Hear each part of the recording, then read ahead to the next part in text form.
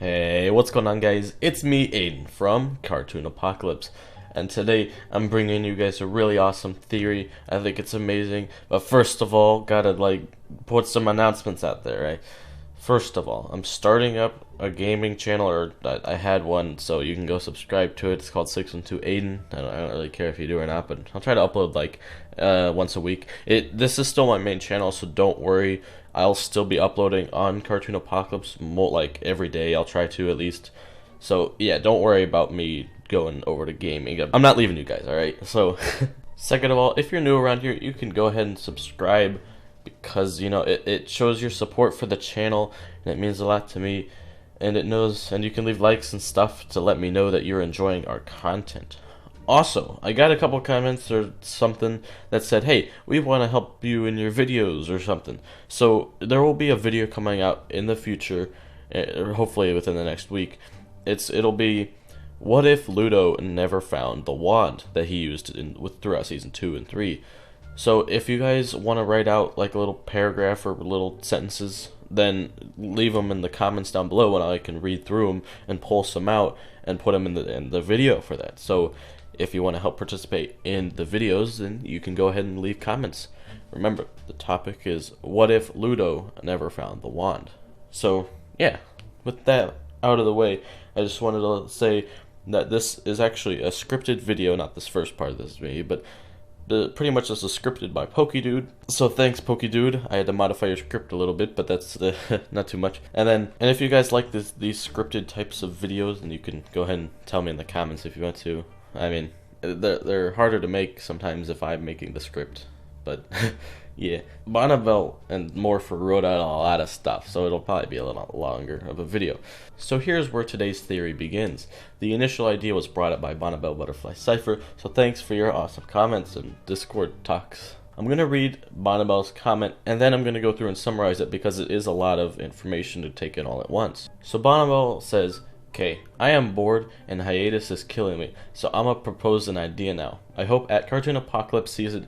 So you know how Romulus was not allowed to tell Star what exactly the monster temple Ludo is in? Since in the hard way, and the one Star threw the party in the Monster Bash was, well, the royal family and the Magic High Commission wants to hide many secrets that make them look better, and most of them are relating to changing the history and justifications to treat monsters so badly. Well, what if besides this temple being the place where Eclipsa was hiding Meteora, it is also the place where the rest of the history of Mewni lies in? In the Monster Temple, we can see many statues of monsters, one of them looking like the monster Eclipsa ran away with, and another one looking like a Septarian. Okay, before continuing, I suggest all of you revisit the old theories posted in many sites that relate to Toffee and Eclipsa. There's tons of videos out there that you can find related to Eclipsa and Toffee, which I've actually made one, so you can go watch that one too. Alright, going back to Bonneville's. And even after the battle for Mewni, there's still a possibility that they knew each other. Okay, so you see where I'm going with this. The same place where Toffee took Ludo is this exact same place Eclipsa, her husband, and Meteora were hiding in. Now I'm just gonna say, I personally always believed in the speculation that Toffee is the true king of Mewni, and that he hated the Mewmans because they just came in someday and started taking over what is previously his, and probably even murdered his family. That's why he is such an extremist. While in the Monster Temple, in Monster Bash, in the background we also see what seemed like to be a giant monster. Well, I personally think that the Monster Temple is the place where all the most important monsters went to hide from the Mewmans, and thus Toffee was there, and the statues are of the most important monsters, and everything else is either depicting battles monsters had with Mewmans or prophecies, and everyone there is represented or written somewhere. And maybe there is even the true story of the Mewmans monsters.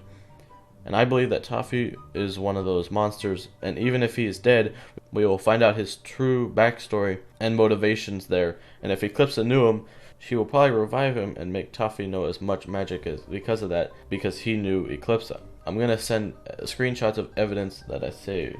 BRB. Alright, so then Bonneville continues to post things. These are just examples of pictures and stuff. Incoming evidence. Look at the statue. That is almost invisible, but the shape of that nose, it looks like a Septarian. So I think it's the statue on the right. If you do see the nose, then it does kind of look like Toffee's nose. So that's something to keep in mind. If that painting in the background does not look like Mewmans fighting a giant monster, then I don't know what is. Now that does look like a bunch of humans fighting a monster. So yeah. Two monster mothers holding who is probably Eclipse's husband as a baby, and Mike Wazowski like monster baby. Accidentally sent it again at Daniel K. And Toffee did not always wear a suit, and Moon never told Eclipse her enemy was Toffee. I don't know, Daniel K. said something, so that's why Bonnabelle responded with that. And I didn't think it used to be Coffee's Kingdom either.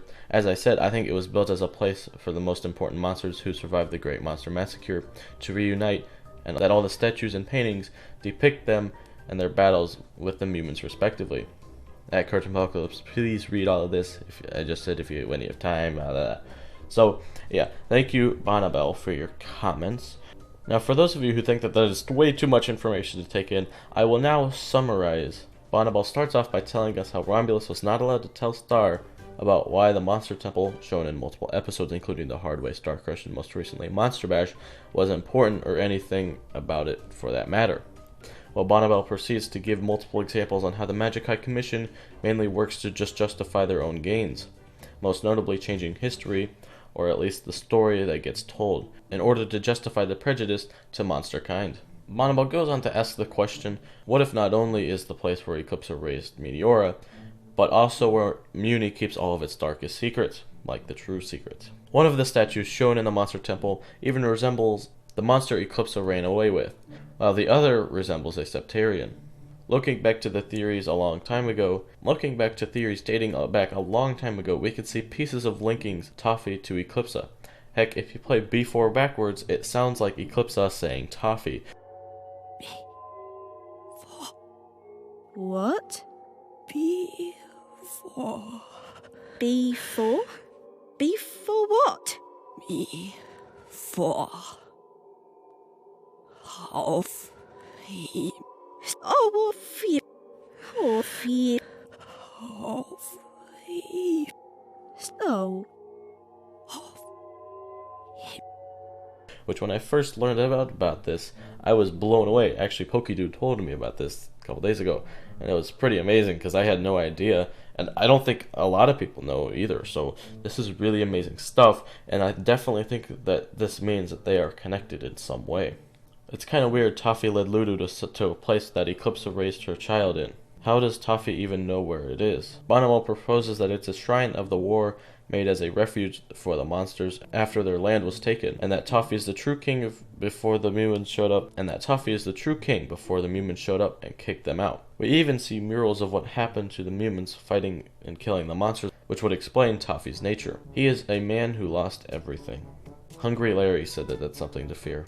The portraits on the wall may be telling of the war from the monster side. It would be a neat theory, which it would be. If we learn more about it, then I'll make a theory on it, or a video on it. The one hole being that we're never really told how Ludo found the temple. Morpher points this out in their idea. Now I'm going to read Morpher's idea. At Cartoon Lover, at Cartoon Apocalypse. Cartoon Lover is Bonnabelle. That's a pretty darn good theory, but there's one thing I would like to point out. Based on the events of Star Crushed, it can be inferred that Ludo found this temple not with the help of Toffee, but on his own. Though we know that Toffee influenced many of Ludo's actions, we do know that Ludo himself was always constantly on the move, never really staying in one place for too long. Plus, this is how part of the conversation with Moon went when she questions Ludo about the temple. And I suppose it's just a coincidence that you've taken up shelter here, in this ancient monster temple. I'm supposed to know that? This place was empty, so I moved in. It's cold out there. I'm wearing a chip bag for corn's sake. It makes a person think that Ludo just found this temple by accident, rather than Toffee leading him to it. If this interpretation is correct, then the part of your theory involving Toffee would end up being debunked. But again, this is the only thing that makes the part of your theory questionable, seeing as how the show doesn't truly specify how Ludo found the temple. Thanks, Morpher, for your idea. In the end, if we had more information on how Ludo found the temple, it would be easier, but sadly, with all the information that we have, we cannot confirm anything. Now, personally, I think that Toffee was influencing Ludo in the way of, hey, which way should I go? And Toffee was just pointing him in one direction. That's how I think that it went. I don't think Toffee was like, hey, go here. I think it was just more of go in this direction. But anyway, guys, that's going to wrap up this theory. Thanks again to Pokedude for writing this script. And yeah, if you guys want to follow us on Twitter and Instagram, we have those now, so you can go check us out there and all that good jazzy stuff. Leave a like on the comment, or leave a like on the video if you liked the video, and that lets us know that you enjoy our content. If you're new here, subscribe because we upload daily. And yeah, don't forget to tell us about the Ludo, if Ludo didn't find the wand thing, because I want to hear your guys' opinions as well. Alright, so that'll wrap it up. And so yeah, I'll talk to you guys later. Goodbye.